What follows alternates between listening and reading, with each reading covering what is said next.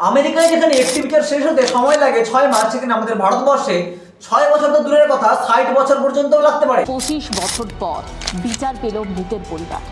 ভারত বিশ্বের সবচেয়ে বড় গণতান্ত্রিক দেশ, আর এই গণতন্ত্রের মূল ভিত বিচার ব্যবস্থায় আজকে প্রশ্নের মুখে। বিচার মানে শুধু আদালত নয়, বিচার মানে সাধারণ মানুষের আস্থা। কিন্তু যখন এই বিচার ব্যবস্থার উপরেই দুর্নীতি আর রাজনীতি জড়িয়ে পড়ে, তখন সাধারণ মানুষ কোথায় যাবে? আজকে আলোচনা করব ভারতের বিচার ব্যবস্থা এত দুর্বল কেন, এবং কেন এই বিচার পেতে বছর কা বছর লেগে যায়। ভারতের বিচার ব্যবস্থা 3টি স্তরে বিভক্ত: সুপ্রিম কোর্ট, হাইকোর্ট, ডিস্ট্রিক্ট আদালত। এই পুরোপুরি বিচার ব্যবস্থাটা দাঁড়িয়ে রয়েছে 21,000 বিচারকের ওপর। মানে ভাবুন, বর্তমানে 2025-এ ভারতের জনসংখ্যা 140 কোটি, সেখানে মাত্র 21,000 বিচারক।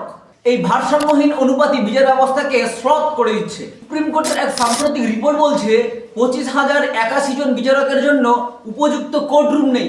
কোর্টরুমের ঘাটতি রয়েছে 4,250টি কোর্টরুমে। অর্ধেকের বেশি আদালতে বিদ্যুৎ ব্যাকআপ নেই। 2022 সালে বিহারের একটি আদালতের দেওয়াল ভেঙে এক নারীর মৃত্যু হয়। মানে ভাবুন, कोर्ट की चार दीवारी अचानक गिर जाने के कारण मलबे में दबकर एक महिला की मौत हो गई है, जबकि कई लोग जख्मी बताए जा रहे हैं।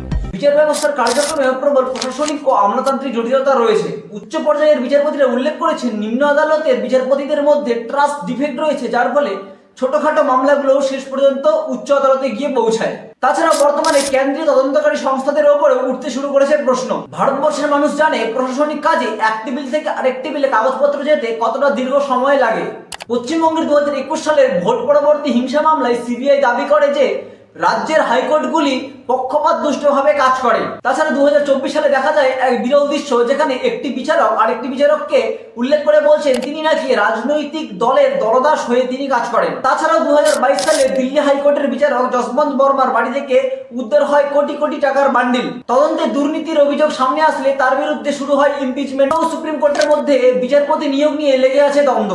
তাছাড়া বর্তমান সময়ে আমরা দেখতে পাচ্ছি কিভাবে করে অবসরপ্রাপ্ত বিচারপতিরা রাজনৈতিক দলে একের পর এক যুক্ত হচ্ছেন। কোর্টের বিচারপতি যশবন্ত বর্মার বাড়ি থেকে আধপোড়া অবস্থায় বিপুল টাকা উদ্ধারের অভিযোগ উঠতেই শোরগোল পড়ে গিয়েছে রাজনৈতিক মহলে। আমাদের দেশের বেশিরভাগ আইন ব্রিটিশ আমলের, যদিও বা কিছু আইনকে পরিবর্তন করা হয়েছে। আইন কমিশন একাধিকবার সংস্কারের প্রস্তাব দিয়েছে, কিন্তু তা কার্যকর হয়নি এখনো। ভারতে ই আদালত চালু হলেও অর্ধেকের বেশি আদালতে এখনো ইন্টারনেট ব্যবস্থা নেই, এবং মাত্র 59% আদালতেই রয়েছে জেনারেটরের ব্যবস্থা। ভিডিও কনফারেন্স, ডিজিটাল ফাইলিং, এইসব সুবিধাও রয়েছে খুবই কম। ফলে এখনো পর্যন্ত আমাদের ভারতের বিচার ব্যবস্থা এখনো পুরনো পদ্ধতিতেই চলছে, এবং দীর্ঘ সময় লেগে যাচ্ছে বিচার সম্পন্ন হতে। ভারতের বিচার ব্যবস্থা সম্বন্ধে আপনাদের কি ধারণা? মূল্যবান বক্তব্য কমেন্টে করে যাবেন, এবং সবাই ভালো থাকবেন। ধন্যবাদ।